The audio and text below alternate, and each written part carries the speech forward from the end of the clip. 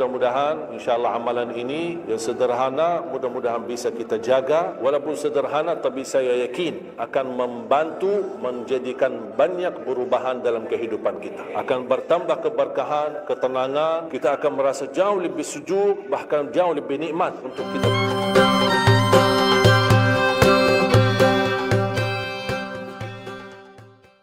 Beberapa amalan. Menurut saya amalan ini rata-rata sudah ditahu oleh orang dan hafal. Tapi cukup banyak yang melalaikan. Tidak menyadari amalan yang sederhana ini dianugerahkan oleh Allah dengan pahala yang amat-amat besar. Yang pertama, bacaan Al-Quran.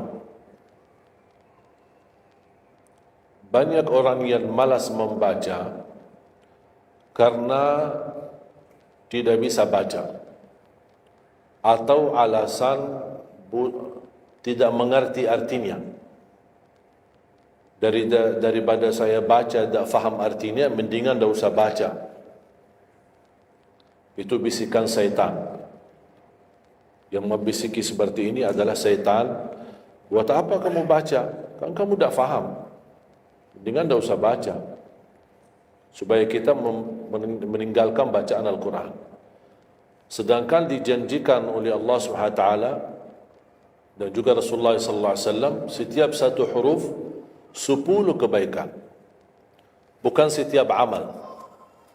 Semua hitungannya dengan amal. Salat 5 waktu dapat pahala 50, salat duha dapat pahalanya, salat qiyamul lail ada pahalanya, sunnah fajar sebelum azan, sudah azan sebelum salat, itu pahalanya sama dengan dunia dan seisinya, seluas dunia dan seisinya. Ini sunnahnya. Kira-kira gimana yang wajib? Rasulullah SAW bersabda di hadis yang sahih, la aqulu alif lam mim harf, walakin alifun harf wa lamun harf wa mimun harf. Alif lam mim bukan satu huruf, tapi alif satu huruf, lam satu huruf, mim satu huruf. Cuba kalau kita baca setiap hari satu halaman aja, berapa kita mendapatkan nilai pahala? Hitung, silakan. Bawa kalkulatornya dan hitung sendiri. Tak ada yang sia-sia di sisi Allah. Membaca Al-Quran walaupun tidak memahami isinya, tetap terhitung setiap satu huruf 10 kebaikan. Berarti anda tidak sia-sia membaca Al-Quran walaupun tidak faham. Ada orang membaca tapi berbata-bata. Dia merasa salah bacaannya, keliru. Dia sudah berusaha belajar tapi itu kemampuannya. Didatangi syaitan, dibisikin, salah mulu bacaan kamu. Tak benar bacaan kamu. Waqaf tidak benar, panjang pendeknya tak benar, apalagi hukum tajwid tak benar. Bisa keliru, bisa dosa. Astagfirullah, dosa ya. Udah, terima kasih syaitan. Malah dia terima kasih lagi sama syaitan. Dibisikin, didengarin, diterima, langsung dia rubah, tidak baca. Alasannya takut dosa. Padahal ada berita gembira dari Rasulullah SAW, al-mahiru bil-Qur'ani ma'as safaratil kiramil barara. Yang mahir dalam membaca Al-Quran, nanti di hari kiamat dia bersama malaikat safara kiram barara. Terus ya Rasulullah, gimana keadaan yang berbata-bata itu? Gimana? Walladhi yatata'ta'u fi wa huwa alaihi syaq lahu ajran. Barang siapa yang membaca tapi masih berbata-bata dalam bacaannya, bukan dosa, justru 2 pahala. 1, karena dia mau baca Al-Quran. 2, karena ada berbata-bata, kesulitan dalam membaca. Allah menghargai kesulitan, Allah berikan pahala. Berarti tidak ada rugi sama Al-Quran. Semenjak saya mengambil keputusan tidak memegang HP, saya sadari betapa banyak kita rugi berjam-jam, berhari-hari, berminggu-minggu, bahkan bertahun-tahun kita jauh dari Al-Quran. Aku heran ketika mendengar ada orang yang bisa lewat 1 bulan tapi tidak khatam Al-Quran. 1 bulan, 30 hari, berarti minimal setiap hari 1 juz. Dikali 30 hari 30 juz. Ada orang 1 tahun dah khatam-khatam. Syukur kalau khatam di bulan suci Ramadan. 1 kali. Habis Ramadan dia tutup Al-Quran. Mohon maaf ketemu lagi di tahun depan. Pas Ramadan lagi. Ini keadaan kita. Makanya orang berkata, negeri kita bermasalah terus, negeri kita politiknya begini, negeri kita selalu ada ini. Perbuatan tangan kita. Di mana kita jauh hubungan kita sama Allah, Allah hantarkan musibah. Sampai kita sadar memperbaiki hubungan kita sama Allah. Salatnya, Qur'annya, ibadahnya. Itu kunci memudahkan dan mengatasi semua masalah. Silahkan, rubahkan pemimpinnya berkali-kali. Rubahkan aturan negaranya berkali-kali. Tidak akan bisa terjadi kebaikan kecuali hubungan kita dari Allah SWT. Semakin baik hubungan kita, semakin dekat Allah yang urus. Tapi kalau kita mengurus sendiri dan kita jauh dari Allah, ya silakan. Kata Allah, silahkan. Wakaltuhu ila nafsi. Aku tinggalkan dia untuk dirinya sendiri. Dan siapa kira-kira yang bisa mengurusi dirinya kalau bukan bertolongan Allah SWT?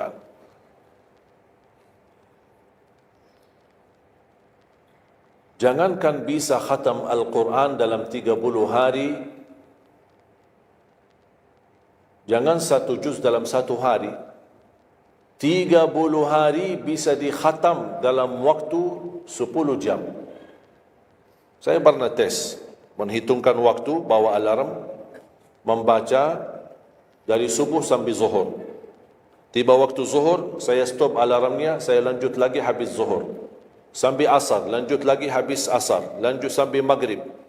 Berapa saya habis khatam 30 juz? Bagi orang yang lancar bacaannya, tidak berbata-bata, bacaannya lancar, hurufnya jelas, tajwidnya bagus, tidak terlalu cepat, standar, sebagaimana bacaan tadi salat isya, itu namanya standar, hadar, tapi disempurnakan tajwid, tidak boleh cepat dan tidak boleh terlalu lambat. 10 jam mampu khatam 30 juz. Saya punya teman sekolah di Madinah, dia berhasil khatam 30 juz dalam waktu 7 jam 49 minit. Makanya aku heran kalau ada orang berkata 1 bulan, mana bisa ya? Tahu enggak apa yang membuat masalah kita kenapa tidak bisa khatam Al-Quran? Karena suka lihat halaman belakang. Begitu buka, baru mulai Al-Baqarah. Alif, Lam, Mim, Zalikal, buka terus halamannya. Sambil baca kita buka. 600 sekian, kapan habisnya? Hudan lil muttaqin, sadaqallahul azim. Sudah langsung sadaqallah. Karena sudah merasa berat. Dia menghitung halaman belakang, sedangkan dia baru aja mulai 1 ayat. Dia langsung sadaqallahul azim. Syaitan tidak mungkin dan tidak senang melihat kita sering membaca Al-Quran. Kalau orang dulu susah baca Al-Quran wajar, karena susah menemukan Quran. Zaman sahabat cari kulit unta untuk tuliskan ayat yang Allah turunkan.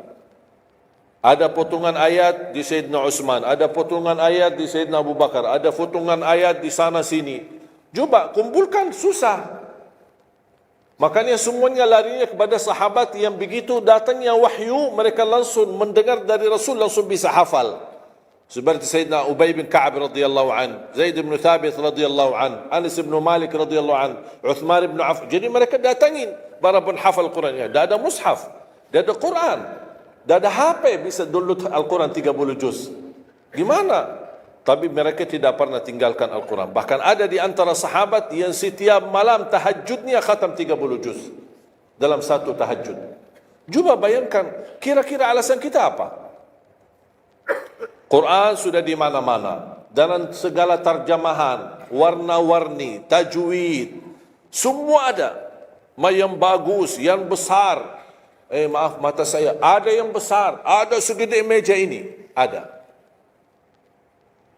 Susah menemukan, alhamdulillah HP bisa sekarang isinya 30 juz, bisa dibawa kemana-mana, tak usah pusing mencari Al-Quran. Semua kemudahan, semestinya kita mampu mengalahkan sahabat Rasul. Karena kita semua fasilitas ada. Apa yang kita mau bilang sama Allah? Ada seorang, mungkin Bapak Ibu pernah nonton di acara Hafiz Indonesia, namanya Kaila, buta. Dia setiap hari, saya tanya, kamu berapa murajaah bacaan Quran setiap hari? 5 sampai 7 juz. Buta. 5 sampai 7 juz. Saya kaget. Tak panyakan. Kan kasihan kamu. Dan kebetulan kamu sudah punya uzur. Kamu dah baca Al-Quran sama sekali, ana yakin Allah maafkan. Buta, dah bisa. Tahu enggak jawabannya apa? Saya malu sama Allah menjadikan buta saya alasan tidak baca Quran. Ini anak usia 7 tahun. Malu sama Allah menjadikan buta, padahal ini ujian. Butanya dari Allah, bukan dari dirinya. Tapi dia malu menjadikan buta itu alasan tidak baca Quran. Pertanyaan saya, alasan antum apa? Apa alasan? Sibuk. Belum ada waktu. Ya, saya maklum, belum ada waktu. Memang dunia ini bikin stres. Makanya tidak ada waktu.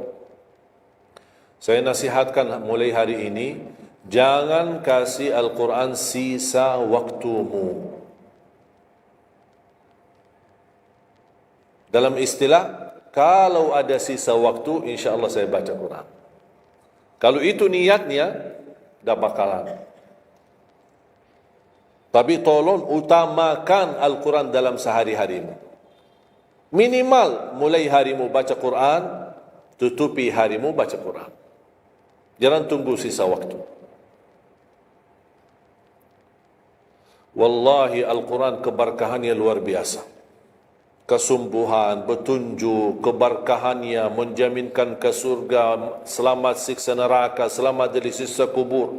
Banyak anugerah. Sayang. Kadang-kadang kalau kita mendengar ada seorang da'i atau seorang ustaz, materi-materi bukunya bagus, isinya bagus, kita kejar. Di mana buku itu jual? Kita cari informasi, di mana buku itu jual? Ini tulisan manusia. Kita kagumi, kita banggakan, kita suka dan kita ikuti. Bahkan kita kejar di mana-mana. Al-Quran kalamullah. Masa kalam manusia lebih mulia di hati kita daripada kalamullah? Silahkan boleh kagumi apa penyampaian ustaz, da'i, tapi jangan melebihi apa kata Allah. Jangan kita terharu ketika mendengar seorang berceramah, tapi berkali-kali kita simak ayat suci Al-Quran tidak pernah meneteskan air mata, seperti mendengar surat kabar atau koran. Masalah. Oh, ternyata ucapan manusia lebih menyentuh hati. Padahal kata Allah, kalau Al-Quran diturunkan di atas gunung bisa hancur jadi tanah basir. Kembali lagi, jangan lewat 1 hari belum baca Quran. Tidak bisa baca, masih bisa simak, dengar. Setelkan murattal dari HP-mu. Manfaatkan kondisi macet di Jakarta. Manfaatkan. Lagi naik motor, taruh apa ruginya? Ruginya apa? Simpan handsfree di telinga, ya sambil bawa motor. Dengarin ayat suci Al-Quran. Nikmat, berkah, dalam lindungan Allah, disertai malaikat. Apa ruginya? 1 jam di dalam perjalanan, tidak ada rugi. Terhitung memang umur kita, tapi sudah diisi mendengar Al-Quran. Juga banyak waktu. Nikmat. Kalau saya merasa kesibukan mengganggu sampai tidak ada luang waktu cukup untuk saya bisa baca tilawah di rumah, saya menikmati di jalan. Apalagi kalau mau pergi ke acara, apalagi kalau keluar kota, berjalan lumayan jauh. Nikmat. Ya Allah, mudah-mudahan macet terus. Nikmat. Masjid ini menjadi nikmat. Dah fikir masjidnya kerana lagi melihat Al-Quran. Beda sama orang. Hanya sepanjang berjalan, cat HP, HP. Merasa bosan. Sudah semua cat sudah dilewati. Semua SMS sudah dibalas. Semua pesan-pesan sudah dibaca. Akhirnya bosan. Macet mulu ini Jakarta. Nanti temannya di sebelah, kalau bukan macet, bukan Jakarta loh. Itu. Habis waktu, sia-sia. Padahal Al-Quran ini, kita baca tidak mesti dalam keadaan wudu. Apalagi kita dalam perjalanan, kita naik motor atau naik mobil kita, bisa dengan handphone kita, HP kita. Ada orang terus, gimana saya membawa Al-Quran terus saya dah berwudu? Kan kamu menyentuh HP, bukan menyentuh Al-Quran. Bersentuhan dengan HP. Jadi saya harap, sekali lagi, mohon dengan sangat. Kalau boleh terima permohonan saya, tolong tinggikan perhatianmu kepada Al-Quran. Ingin berkah rezeki, berkah umur, sihat walafiat, bahagia selamat dunia akhirat, tolong perhatikan Al-Quran. Semakin banyak perhatian kamu kepada Al-Quran, semakin banyak perhatian Allah kepadamu.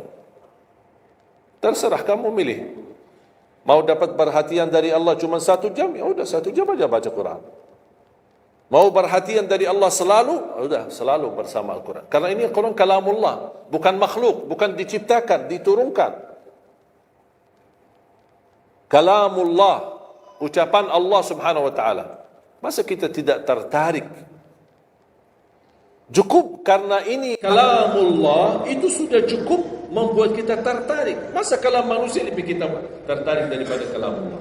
Belum apalagi dijadikan setiap satu huruf 10 kebaikan.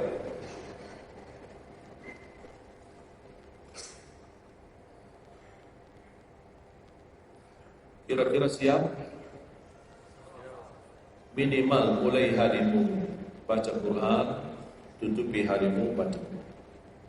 Habis bangun, sebelum beraktivitas, baca. Baca apa? Bebas. Boleh tak saya baca sampai khatam tapi saya tak faham isinya? Boleh. Tetap dapat pahala setiap satu huruf berbeza. Baca sampai mempelajari isi maknanya, memahami maknanya, lebih besar lagi pahalanya. Membaca, memahami, menhayati lagi, lebih besar lagi pahalanya. Membaca, memahami, menhayati, menamalkan, lebih besar lagi. Kalau tidak bisa meraih semua pahala itu, ya paling minimal pahala bacaan. Kalau saya tidak dapat meraih pahala menhayati, pahala memahami, pahala menamalkan, apalagi saya orang awam tidak begitu mengerti apa yang semestinya saya amalkan, la yukallifullahu nafsan illa wus'aha. Amalkan sesuai kemampuan. Ada pelajaran ayat yang dibacakan tadi, kita bisa ambil maknanya, kita mengambil kesimpulannya. Jangan kita menjadi seperti golongan yang datang hari kiamat malah minta tolong diselamatkan oleh Allah dari neraka. Kalau di hari kiamat tidak bisa saling menolong, tidak bisa. Sekarang kita masih bisa saling membantu dan saling menolong. Dan di antaranya menolong diri sendiri. Jangan menunggu di hari kiamat. Jangan kita bisa menolong, tolong menolong.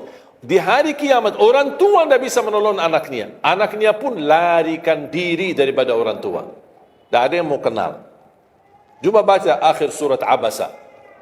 Yauma yafirrul mar'u min akhihi. Di hari itu kakak adik melarikan dirinya dari saudaranya. Wa ummihi wa abi, melarikan diri pada bapaknya dan ibunya. Biasanya kalau kita ketemu orang tua, kita senang bertemu, mohon doanya. Apalagi yang orang-orang yang tinggi berbakti baik sama orang tuanya. Kalau di hari kiamat, mau sendiri-sendiri.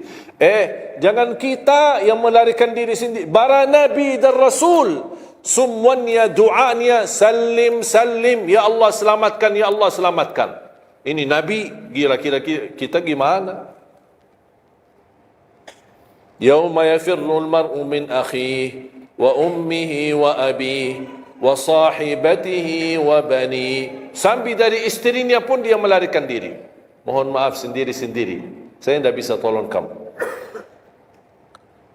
Jangankan kita sama istri kita atau sama anak-anak kita. Rasulullah sallallahu alaihi wasallam pernah berkata sama Siti Fatimah, anaknya Nabi Muhammad, "Ittaqillah fa inni wallahi la ughni anki min Allah syai'a." Hei anakku Fatimah, bertakwalah kepada Allah karena aku tidak bisa membantu kamu nanti di kemudian hari. Sendiri-sendiri. Salim, salim. Selamatkan ya Allah. Ini kesempatan. Sebelum kita menjadi na'udzubillah salah alamat daripada ke surga menjadi ke neraka, kita sekarang perbaiki. Kemana arahan kita? Kemana jalan kita? Kita yang milih, tidak ada yang memaksa. Taat, Allah hanya menyuruh kita taat, tapi Allah tidak pernah maksa. Kira-kira kalau tidak salat dapat pukulan? Dapat pukulan? Ada yang memukul kita? Ada yang melemparkan kita dalam batu sampai bata kepala kita? Ada? Tidak ada. Taat, Allah menyuruh taat, tapi Allah tidak pernah maksa. Sama juga syaitan, menyuruh kita dosa maksiat, tapi syaitan tidak pernah maksa kita. Sebagaimana ayat tadi dibacakan, ayat surah Ibrahim ayat 22, syaitan berkata, aku tidak punya kuasa di atas kalian, tapi aku hanya menyuruh kalian terlalu cepat taati. Kata syaitan, terlalu cepat respon, aku hanya menyuruh. Da'autukum fastajabtum li. Makanya sekarang jangan melialahkan, saya tidak bisa bantu kalian dan kalian pun tidak bisa bantu aku. Kita dua-duanya dijerumuskan dalam neraka, na'udzubillah dzalik. Oleh karena itu, jemaah sekalian, kesempatan. Mumpun masih kita umur, masih punya kesehatan, manfaatkan. Karena akan datang satu saat, sekarang bukan masalah umur, masalah sehat. Tiba-tiba bisa sakit. Virus di mana-mana. Kemarin saya punya saudara saya baik-baik aja. Tidur, bangun sakit. Sampai matanya, mukanya macam, sakit. Tiba-tiba. Tak bisa berbicara baik-baik, tak bisa baca Al-Quran dengan baik, tak bisa salat dengan baik. Ini kan mengganggu. Makanya Rasul mengingatkan, ketika anda sehat dan masih punya umur, jangan sia-siakan, karena akan datang satu saat anda tidak sehat dan tidak bisa maksimal ibadah. Selama anda masih bisa dan mampu maksimal ibadah, manfaatkan, jangan dirugikan. Akan datang satu saat anda tidak bisa. Saat anda berdiri, manfaatkan salatmu saat berdiri. Besok akan datang satu saat anda tidak bisa berdiri. Bahkan ada orang yang ingin sekali sujud, tapi dia bisa karena sakit lutut. Dia tidak bisa lipatkan kakinya, tidak bisa sujud. Betapa banyak orang yang merugi ketika dia sehat, dia tidak memanfaatkan dan menikmati ibadahnya. Yang kedua, doa azan. Setiap hari kita mendengar azan 5 kali. Sayang sekali banyak yang sibuk dengan handphonenya. Azan ini panggilan Allah.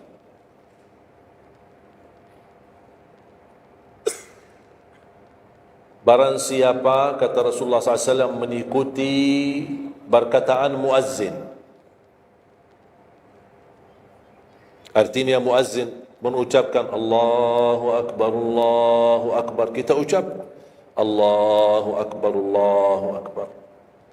Asyhadu an la ilaha illallah, asyhadu an la ilaha illallah. Asyhadu anna Muhammadar Rasulullah, asyhadu anna Muhammadar Rasulullah. Habis wa asyhadu anna Muhammadar Rasulullah, kita berkata wa ana ashhadu an la ilaha illallah wahdahu la syarikalah wa anna Muhammadan abduhu wa rasuluh. Raditu billahi rabba wa bi Muhammadin nabiyya wa bil islami dina. Sebagaimana diriwayatkan Imam Muslim.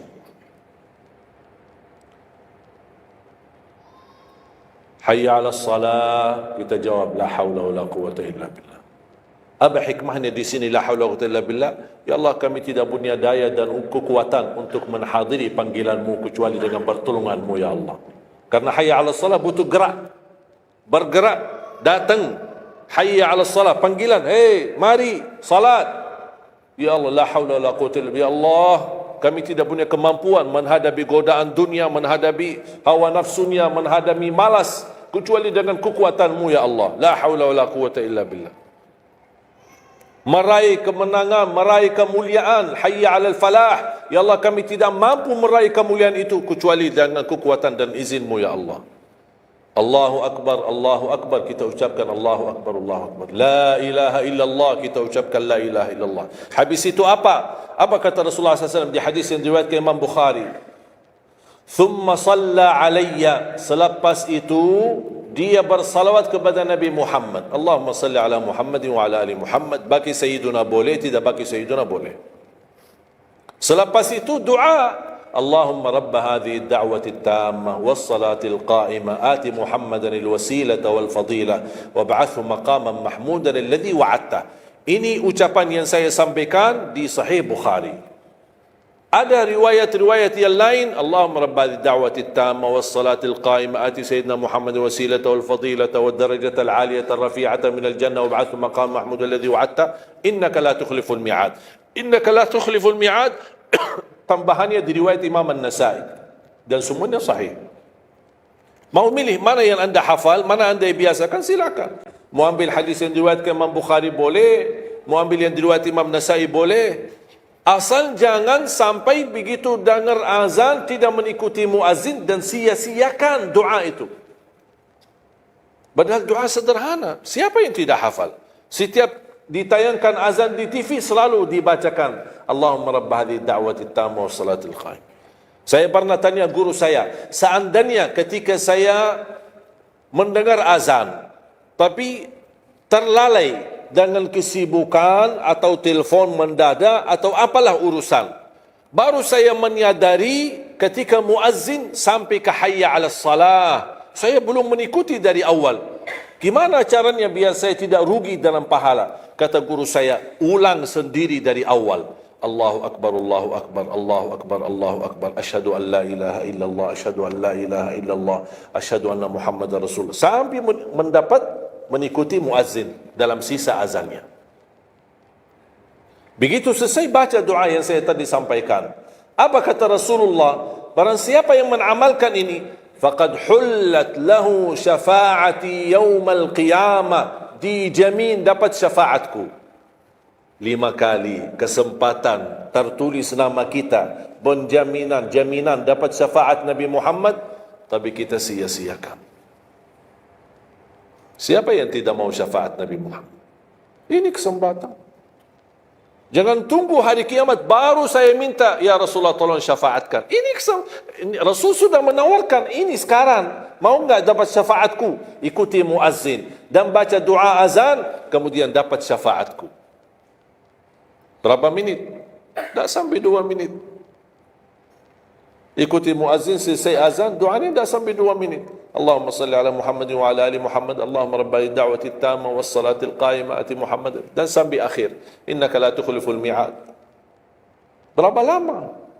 2 minit? 3 minit? Tak apa-apa, 5 minit. Tapi dapat jaminan syafaat Nabi Muhammad. Hanya waktunya cuma 5 minit. Kira-kira siap? Mulai hari ini? Menurut saya, yang saya sampaikan wallahi sederhana. Sangat sederhana. Tapi butuh perhatian aja. Butuh perhatian. Yang ketiga, jangan tinggalkan sunnah qabliyah subuh. Walaupun anda malas menjaga sunnah qabliyah ba'diyah. Kalau anda merasa diri malas, banyak kan ada sunnah qabliyah ba'diyah. Kan ada sunnah qabliyah zuhur, ba'diyah zuhur, ada qabliyah ba'diyah maghrib, ba'diyah isya, qabliyah subuh. Kalau anda merasa malas melaksanakan sunnah-sunnah, minimal jangan tinggalkan sunnah subuh.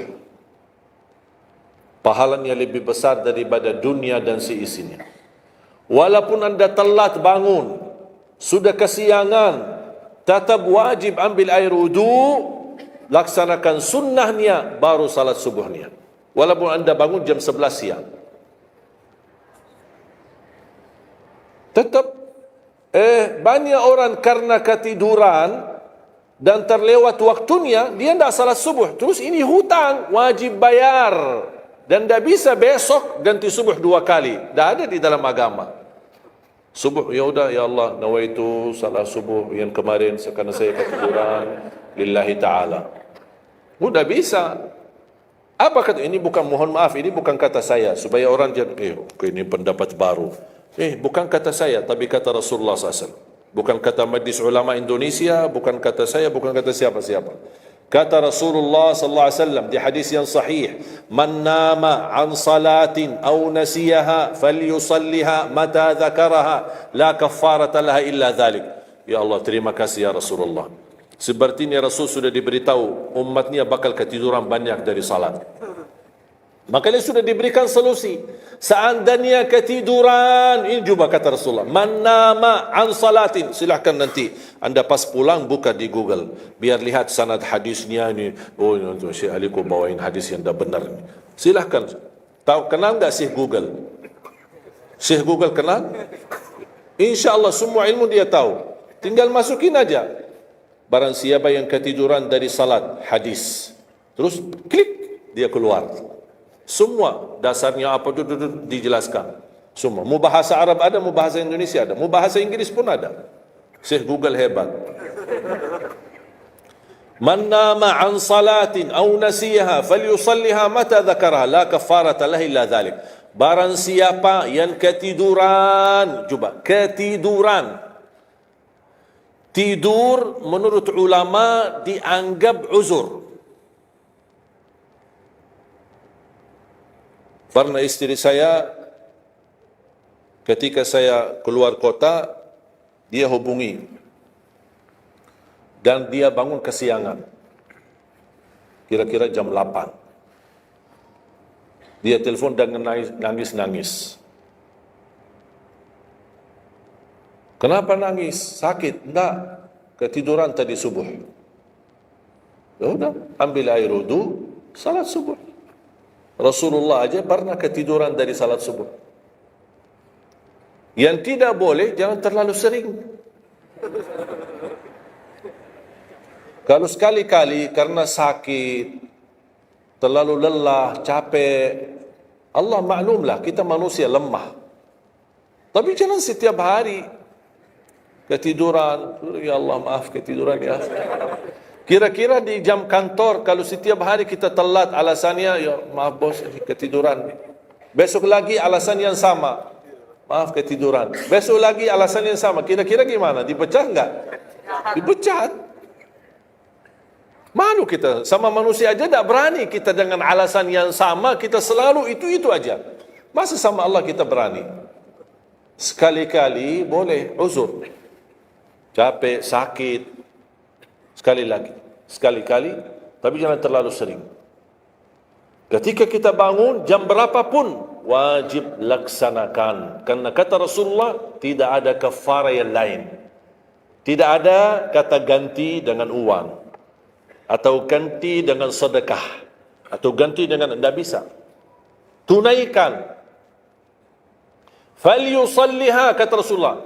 Falyusalliha, segerakan salat itu, jam berapapun, walaupun kesiangan.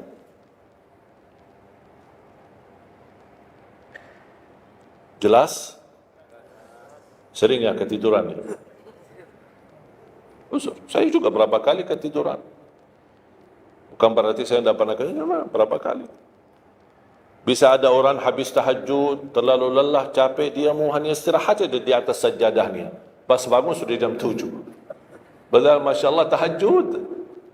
Semangatnya tahajud tapi ketiduran salat subuh. Makanya ini harus disesuaikan kemampuan. Anda merasa diri kalau salat tahajud 8 rakaat, bangun jam 2, ya Allah kuat, tidak kuat ini. Kembali kepada kemampuan. Tahajud tidak harus 8 rakaat. Tahajud tidak harus 20. 2 rakaat, tutup witir sudah tahajud. Dan tahajud pun salat malam tidak harus tidur dulu. Ada orang, harus tidur, walaupun tutup mata sebentar, terus buka lagi. Ini ilmu baru di Indonesia. Saya pernah share satu video, ada satu komen dari jamaah. Enggak, saya belajar harus tidur dulu, walaupun tutup mata sebentar, terus buka lagi. Kembali kepada kemampuan. Ada yang biasa tidur, bangun, tengah malam, sepertiga akhir, itu lebih afdal. Tapi ada yang tahu dirinya, kalau saya tidur mana bisa bangun. Udah, mendingan daripada tidak ada tahajud malam itu, mendingan kita salat. Dan ini bukan kata saya, dan bukan kata ulama, tapi kata Rasulullah sallallahu alaihi wasallam. Sebagaimana di hadis yang sahih kata Abu Hurairah radhiyallahu an, pernah Rasulullah menwasiatkan aku jaga witir sebelum tidur. Berarti Rasul mengizinkan kita melaksanakan ibadah salat malam, di antaranya witir sebelum tidur. Umar bin Khattab radhiyallahu anhu punya kebiasaan witir sebelum tidur. Ditanya, kenapa witir sebelum tidur? Dia kata, saya takut meninggal dunia dalam keadaan tidur, belum tertulis nama saya sebagai ahli witir. Saya punya kebiasaan, habis pulang ke rumah, sebelum tidur ambil air wudu, salat 2 rakaat sunnah wudu, kemudian salat 2 rakaat muqaddimah witir, kemudian 1 rakaat witir, baru saya tidur. Kalau dapat bangun lagi, alhamdulillah bisa tahajud, tapi tidak boleh witir lagi karena sudah witir duluan. Sudah faham? Sederhana enggak Islam ini? Sederhana. Banyak orang yang berkeinginan tahajud, berkeinginan salat witir, tapi kan harus tidur. Saya orang yang berat tidur. Kalau saya tidur mana bangun lagi? Udah, kesempatan bisa anda laksanakan sebelum tidur. Ada orang yang memang tidurnya aja akhir, jam 12, jam 1 baru dia bisa tidur. Yang mendingan daripada tidak salat malam sama sekali, mendingan salat dulu baru tidur. Dapat bangun, alhamdulillah. Tidak dapat bangun, sudah tertulis namamu, sudah salat, sudah ahli witir. Inna Allaha witir, yuhibbul witir, fa'autiru. Allah maha witir, Allah maha witir, Allah cinta witir, jagalah witir. Dan ini termasuk 2 sunnah yang Rasul tidak pernah tinggalkan, sunnah subuh sama sunnah witir. Sakit, sehat, mukim, di dalam kota, musafir, keluar kota, perang, aman, damai, tetap tidak pernah tinggalkan 2 sunnah itu. Sunnah subuh sama sunnah witir. Itu kebiasaan Rasulullah SAW. Kalau anda merasa pun sakit, tidak bisa berdiri, tidak bisa qiyam, bisa anda laksanakan witir dalam kondisi duduk. Yang terakhir, ayat Al-Kursi.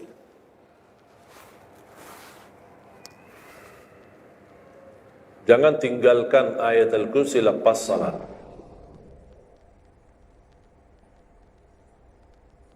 Jangan tinggalkan ayat Kursi lepas salat. Dalam 2 jam. Sama ketika mau tidur. Cuma 1 ayat. Tapi tahu enggak pahalanya apa? Kan habis salat kan ada zikir-zikir kan? Istighfar, tasbih dan yang lain-lain. Di antaranya baca ayat Kursi. Tahu enggak pahalanya apa? Ada yang pernah baca pahalanya apa? Barang siapa yang membaca ayat Al-Kursi setiap habis salat fardu,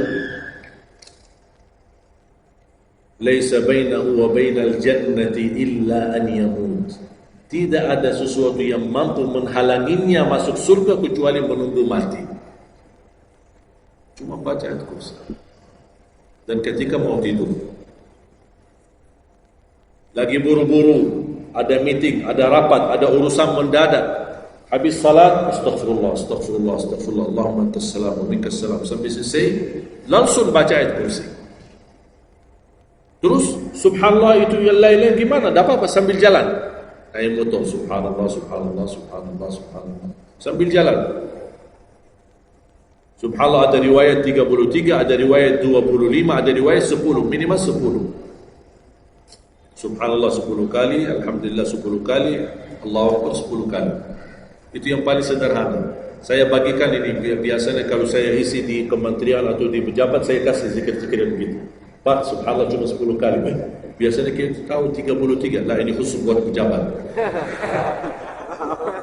Yang penting zikir, supaya jangan tinggalkan. Zikir. Banyak orang sibuk, mendadak ada urusan, udah zikir. Subhanallah cuma 10 kali. Subhanallah 10 kali, Alhamdulillah 10 kali, Allahu Akbar 10 kali. Itu paling cepat. Ternyata di dalam agama ada yang juga hemat. Hemat sederhana tapi pahalanya tetap besar dan dikurangi. Tidak ada pahala yang hemat. Semuanya pahala sempurna, semuanya pahala agung, sempurna dan luar biasa dahsyat balasan Allah Subhanahu wa taala. Makanya jangan disia-siakan. Yang sederhana ini, makanya saya buat buku 20 amalan ringan tapi pahalanya sangat menakjubkan. Karena selama saya di Indonesia, saya sudah tahu prinsip orang Indonesia. Orang Indonesia tidak suka yang ribet-ribet. Yang ribet-ribet tidak suka. Yang susah-susah tidak suka. Orang Indonesia mau mudah yang ingat, mudah dihafal, mudah diamalkan, dan masuk surga. Itu orang Indonesia. Ya, jadi yang susah-susah, iya, gimana ini suruh baca 1000 kali? Mana ada waktu 1000 kali? Baca ada sudah 100 kali, udah ngantuk. Saya kasih yang sederhana. Kenapa saya kasih? Karena kemampuan beda-beda. Ada yang tekadnya tinggi, kemampuannya luar biasa dahsyat, bisa ribuan kali dia berzikir, dia silakan. Tidak ada yang melarang kita berzikir, bebas, berapapun. Tapi ada yang malas. Sudah. Jadi alhamdulillah di dalam ajaran Islam kita ada malas ya ini tidak malas. Makanya saya bikin 20 amalan dan ini buku 20 amalan ringan. Pahalanya sangat menakjubkan. Pahalanya sangat besar walaupun amalannya ringan, mudah, sederhana. Dan buku ini hanya laku di Indonesia, tidak laku di Arab. Karena cocok dengan budaya Indonesia, saya sudah hafal. Sama dengan bacaan. Mohon maaf tadi kepanjangan Isya. Pas begitu saya ingat merindukan kota Madinah, suasana Madinah. Pas di rakaat yang kedua saya, ya Allah, ini ibu saya di Indonesia. Makanya saya tidak jadi panjang rakaat kedua, biar lebih cepat. Karena memang budaya ini tidak bisa panjang-panjang, lama-lama tidak bisa. Kalau kulhu bisa dibagi dua, terima kasih. Kita lihat tarawih kan salah satu contoh tarawih. Walaupun 23 rakaat jumlahnya banyak, tapi ayatnya pendek. Al-Hakum qul al-Asr qul al-Humazah qul. Ini budaya. Kita kan hormati budaya, harus belajar. Walaupun sekarang ada beberapa masjid yang panjang, yang kembali kepada kemampuan, tapi tidak boleh saya menyalahkan. Ada orang yang suka, ada saya mau yang qul, ya udah sana. Masih qul di sana, masih kita. Yang penting kita bisa jaga salat. Dan yang terpenting dalam salatnya adalah yang terjaga kekhusyuan. Bukan masalah jumlahnya, bukan masalah kepanjangannya, tapi kekhusyuan. Tumaknina, karena tumaknina rukun dalam ibadah salat. Sama seperti rukun qiyam, rukun baca al-fatihah. Tumaknina. Apa itu tumaknina? Ketenangan dalam salat. Bacaannya tenang, gerakannya tenang. Bukan kejar-kejaran. Imamnya baru baca al-fatihah, sudah amin. Imam makmum belum selesaikan ini, terus dikejar imam. Imam Allahu Akbar, sami'allahu hamdah, Allahu Akbar, Allahu Akbar, Allahu Akbar. Imam makmum jadi kasihan. Kejar, dia tidak bisa baca. Makmum, wallahi makmum tidak bisa baca apa-apa. Hanya fokusnya bisa kejar imam. Yang penting jangan sampai tertinggal imam. Yang saya fikirkan, kasihan yang tua-tua, bapak-bapak. Gimana yang bapak-bapak? Kalau yang muda-muda masih bisa kejar imam, terus yang bapak-bapak gimana? Setiap gerakannya batuk 10 kali. Rukuk batuk lagi, sujud batuk lagi. Karena pelan-pelan gerakannya. Saya pernah ada satu kejadian ketika masuk salah satu kampung, kita lewati, saya mampir, samping saya ada bapak, lumayan tua, gerakannya juga pelan-pelan. Yang saya kasihan, Imam Allah, saya suka pas ketika takbir. Allah. Bismillahirrahmanirrahim. Alhamdulillahirabbil alamin. Barusan enak. takbir ni enak kok. Bacanya kenapa enggak? Ini pelan-pelan aja. Santai aja, santai. Walaupun baca satu ayat dua, bukan masalah berapa banyak bacaannya. Yang penting kekhusyuan, tumanina, karena rukun tumanina. Allahu Akbar, sami Allahu hamdan. Saya lihat bapak ini yang sebelah saya masih bisa kejar imam. Bapak ini dah kejar-kejar. Imam sudah rukuk, bapak belum rukuk. Begitu imam sami Allahu hamdan, bapak dah jadi rukuk, diikut sami Allah. Astagfirullahalazim. Pas sujud, kita sudah sujud 2 kali. Bapak kan pelan-pelan sambil batuk. Terus dia turun sujud. Pas dalam kondisi sujud, kita sudah berdiri, bapak kan baru dia turun. Dia berdiri lagi. Astagfirullahaladzim. Pas di rakaat yang kedua, saya megang tangannya, Pak, kita pulang aja deh. Biar bapak salat di rumah. Kasihan bapak tidak bisa salat, tidak bisa rukuk, tidak bisa sujud, tidak bisa apa-apa. Makanya tumanina bukan wajib, bukan sunnah, tapi rukun dalam salat, dan tidak sah walaupun salat sunnah. Tidak sah salatnya seorang kalau dia tidak membawa tumanina. Tidak sah. Disiarkan, di-sharekan, diviralkan, dia bilang ada 23 rakaat 7 menit. Menurut saya tidak usah panjang lebar dibahas. Tidak sah, sudah selesai. Karena meninggalkan, sama dengan orang salat tapi tidak baca Al-Fatihah. Kira-kira sah tidak? Tidak sah. Gimana kira-kira bacaan Al-Fatihah? Oleh karena itu jemaah sekalian, mari kita sama-sama, apalagi tidak lama lagi kita menyambut bulan suci Ramadan. Saya harap kita mencintai budaya kita, mencintai negeri kita, tapi harus hal yang perlu diluruskan, harus diluruskan. Apalagi yang terkait ibadah salat, tarawih. Tidak masalah masjid 11 rakaat, ada masjid 23 rakaat, jangan ribut. Tidak masalah. Yang mau 11 silakan, yang mau 23 silakan. Yang penting kita bisa melaksanakan salat dengan baik. Apalagi alhamdulillah sudah sekarang muncul banyak para imam-imam, pemuda-pemuda yang bacaannya merdu, yang bacaannya indah. Kita bisa menikmati suasana bulan suci Ramadan. Bacaannya tidak mesti panjang-panjang. Walaupun rata-rata di Indonesia jarang kita menemukan masjid yang khatam. Dulu saya ingat waktu saya masih di Lombok, kita ingat salat tarawih khatam 30 juz, dan salat tahajud di 10 malam terakhir khatam lagi 30 juz. 2 kali kita khatam dalam 1 bulan Ramadan. Tapi ini karena permintaan dari lingkungan dan jamaah. Kalau tidak ada permintaan susah. Apalagi orang baru datang. Saya sering memperhatikan orang baru datang kayaknya salah masuk masjid. Pas begitu melihat imamnya kepanjangan, masih apaan? Mundur ke belakang. Maka saya pas ketika lihat ada makmum mundur, saya baru masuk. Bapak mau kemana? Mau ambil wudu lagi. Pas habis salat saya tarik kanan kiri, tidak ada. Ternyata ambil wudu di rumahnya. Jadi karena tidak semua bisa, makanya tidak boleh kita saling menyalahkan, tapi kita harus saling mengingatkan. Saling mengingatkan. Mari kita sama-sama menjaga ibadah yang benar. Mari kita sama-sama menjaga ibadah yang khusyuk, ibadah yang tumanina. Mudah-mudahan amalan-amalan yang saya sampaikan tadi, mudah-mudahan bisa diingat, bisa dihafal dan mudah diamalkan. Masih ingat kan? Atau perlu saya ulang?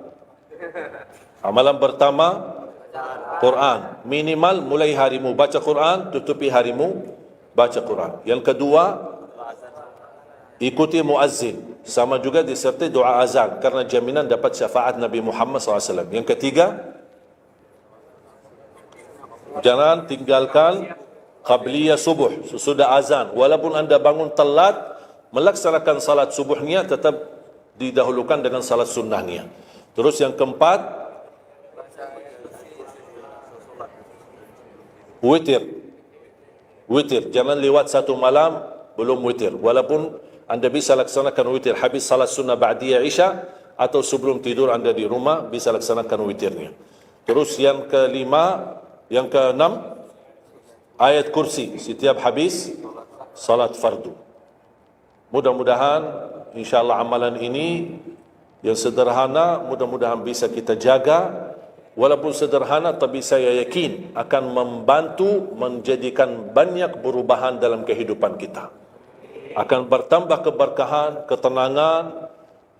Kita akan merasa jauh lebih sejuk, bahkan jauh lebih nikmat untuk kita beribadah. Baru saya ingat satu hal, sedekah. Kalau bisa, sedekah subuh. Pengalaman saya, dari semua pelajaran yang saya belajari, saya menemukan sedekah semua waktu baik. Jumat, waktu majlis ilmu, habis majlis ilmu, semua sedekah itu baik. Tapi saya menemukan sedekah subuh itu yang paling baik, yang paling dahsyat, yang paling cepat terkabul hajat kita. Kenapa sedekah subuh dahsyat? Karena setiap waktu subuh Allah turunkan malaikat, tugasnya cuma satu, mendoakan orang yang berinfak di subuh hari. Tidak usah payah dan susah cari orang miskin subuh hari. Mulai malam ini anda sediakan kota amal dalam rumahmu. Atau anda bisa pinjam seperti kota amal ini Darut Tauhid ya, dari ini bisa anda pinjam atau minta sama Darut Tauhid. Anda bisa simpan di rumah. Setiap habis subuh sebelum beraktivitas isi sedekah. Yang lebih dahsyat lagi, sedekah yang disertai doa. Karena wallahi terjamin doamu terkabul dengan wasilah sedekah subuh. Sakit, ya Allah, aku mohon dengan berkat sedekah ini sembuhkan penyakitku. Kalau orang tua yang sakit, doakan orang tua. Ya Allah, dengan berkat sedekah subuh ini sembuhkan orang tua saya. Mencari jodoh, mencari kerjaan, apapun masalah yang anda hadapi, masalah hutang, masalah apapun. Orang tua sudah meninggal, ya Allah aku mohon dengan berkat sedekah ini, titipkan pahala sedekah ini untuk kedua orang tuaku. Apa saja, mau hafal Al-Quran, tapi kalau boleh saya usulkan, satu kali sedekah, fokus satu hajat. Jangan sedekahnya koin, tapi doanya sampai terbit matahari. Malu sama Allah. Kelamaan doa ni, sambil malaikat tulis doa ni, kelamaan. Banyak sekali doa. Satu kali doa, satu kali hajat, satu kali sedekah. Sesuaikan. Bukan Allah tidak bisa, Allah maha bisa menolong kita. Tapi kita malu. Masa kita sedekah begitu saja, tapi kita minta panjang lebar. Ya, tolong disesuaikan. Tapi rutin, wallahi dahsyat. Antum insyaAllah akan merasakan. Sedekah subuh, subhanallah. Setiap jamaah yang saya sampaikan, termasuk ada keluarga yang sudah lama menikah, tidak punya keturunan, saya memberikan amalan ini. Suami istri masing-masing mengamalkan, isi sedekahnya, ya Allah aku mohon dengan berkat sedekah ini karunialah kepada kami keturunan. 17 tahun mereka tidak punya keturunan. Alhamdulillah 6 bulan kemudian saya dapat berita gembira dari mereka, kabar baik, alhamdulillah istrinya positif hamil. Sedekah subuh luar biasa dahsyatnya. Sedikit tapi rutin. Sampai insyaAllah kita dipanggil oleh Allah, mudah-mudahan dalam keadaan husnul khatimah. Allahumma ighfir lana wa liwalidina wa li jami'il muslimina wal muslimat wal mu'minina wal mu'minat al ahya'i minhum wal amwat.